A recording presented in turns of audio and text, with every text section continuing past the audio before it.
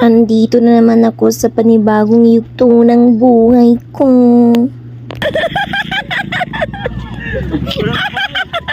Wa patawon ko kahilam usa na ang mga kafelingera nagkuha nag-parcel Ginoo ko hagard kay dagway.